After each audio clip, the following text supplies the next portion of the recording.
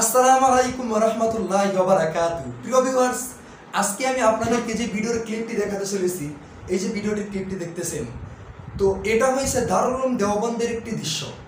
এটা আজকে দারুল উলুম দেওবন্দের মধ্যে যে পরীক্ষা হয়েছিল আর এটার যখন রেজাল্ট দেওয়া হয়েছে তখন ছাত্ররা এরকমভাবে ভিড় করেছেন।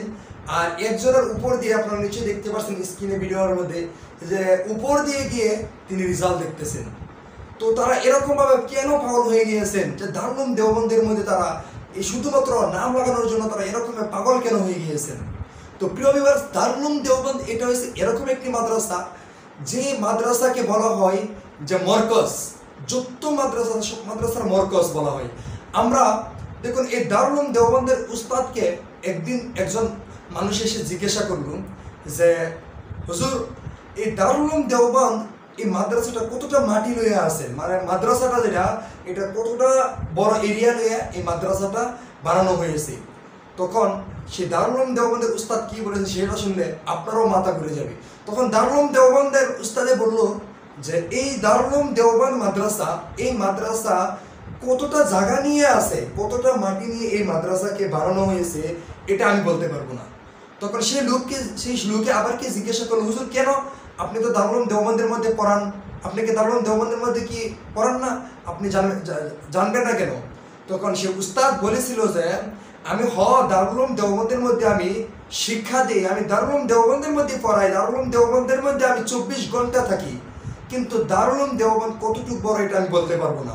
কারণ দারুল উলুম দেওবন্দ শুধুমাত্র দেওবন্দ শহরের মধ্যেই না, দারুল উলুম দেওবন্দ শুধু দেওবন্দ শহরের মধ্যে না, দারুল উলুম দেওবন্দ বিশ্বের কোনার মধ্যে আছেন।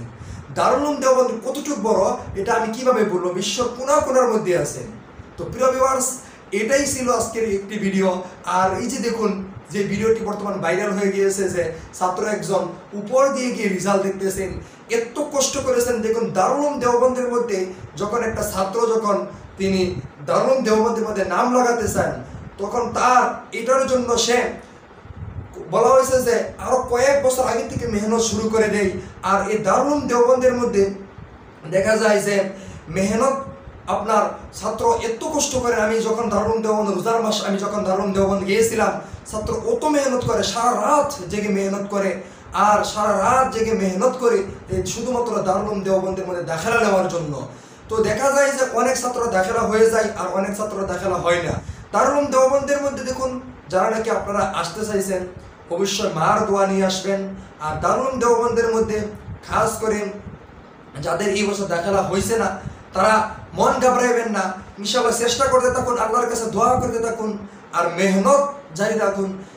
এই বছর হয়েছে না, সামনের বছর আবারই দাখিলা দিন, এক বছর অন্য মাদ্রাসার যান, অন্য ভালো দারুল উলুম ওয়াকফ আছেন, সাথে আর অনেক সুন্দর সুন্দর মাদ্রাসা আছেন, সেগুলো মাদ্রাসার মধ্যে গিয়ে আপনারা এক বছর থেকে যান।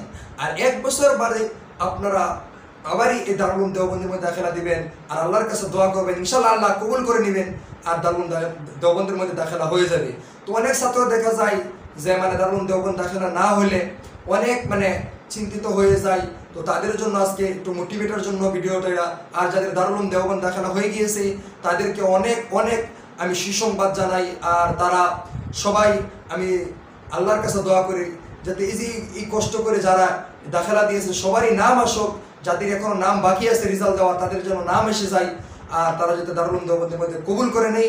আর যারা নাম এসে গিয়েছেন তারা আগামী যে পরীক্ষা আছেন আরেকটি পরীক্ষা সেটার মধ্যে যাতে আল্লাহ তাদেরকে কবুল করে নেই আর দারুল উলুম দেওবন্দের মধ্যে তারা যেন থাকতে পারেন। আর যে ইলিম, যে মরকজের থেকে যে ইলিম, সম্পূর্ণ ইলিম যাতে তারা হাসিল করতে পারেন এটার জন্য আল্লাহর কাছে দোয়া করি। তো আপনারাও অবশ্যই দোয়া করবেন এইগুলো ছাত্রর জন্য, যেগুলো ছাত্র দেখুন এত মেহনত করে এই দারুল উলুম দেওবন্দের মধ্যে তারা দাখিলা দিতেছেন। তো আজকের ভিডিওটি এ পর্যন্তই, দেখা হবে সামনের ভিডিওতে। তো ততক্ষণ পর্যন্ত ভালো থাকবেন। আসসালামু আলাইকুম।